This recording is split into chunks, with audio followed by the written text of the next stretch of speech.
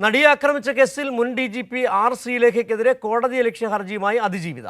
വിചാരണ കോടതിയിലാണ് ഹർജി നൽകിയിട്ടുള്ളത്. ദിലീപിനെ അനുകൂലിച്ച് ഒരു ഓൺലൈൻ ചാനലിൽ ശ്രീലേഖ നടത്തിയ പരാമർശത്തിനെതിരെയാണ് ഹർജി. നടിയെ ആക്രമിച്ച കേസിന്റെ അന്തിമവാദം എറണാകുളം പ്രിൻസിപ്പൽ സെഷൻസ് കോടതിയിൽ ആരംഭിക്കുന്ന ഘട്ടത്തിലാണ് മുൻ DGP ആർ ശ്രീലേഖയ്ക്കെതിരെ അതിജീവിതയുടെ കോടതിയലക്ഷ്യ ഹർജി. കേസിൽ ദിലീപിനെതിരെ തെളിവില്ല എന്നാണ് ഒരു ഓൺലൈൻ ചാനലിന് നൽകിയ അഭിമുഖത്തിൽ ആർ ശ്രീലേഖ ഈയിടെ നടത്തിയ പരാമർശം. ഇത് കോടതിയലക്ഷ്യ നടപടിയാണെന്ന് ചൂണ്ടിക്കാട്ടിയാണ് വിചാരണ കോടതിയിൽ തന്നെ അതിജീവിത ഹർജി നൽകിയിട്ടുള്ളത്.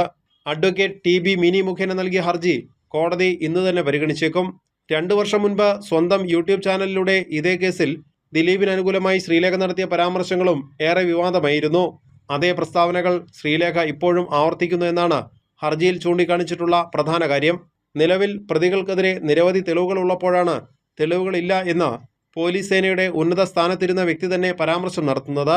ഇത് കോടതിയലക്ഷ്യത്തിന്റെ പരിധിയിൽ വരുന്നതാണെന്നും അതുകൊണ്ട് തന്നെ മുൻ DGPക്കെതിരെ കോടതിയലക്ഷ്യത്തിന് കേസെടുക്കണമെന്നും ഹർജിയിൽ ആവശ്യപ്പെട്ടിട്ടുണ്ട്. ഈ വിഷയം കോടതിയും ഗൗരവത്തോടെ തന്നെയാകും നിരീക്ഷിക്കുക. കൈരളി ന്യൂസ്, കൊച്ചി.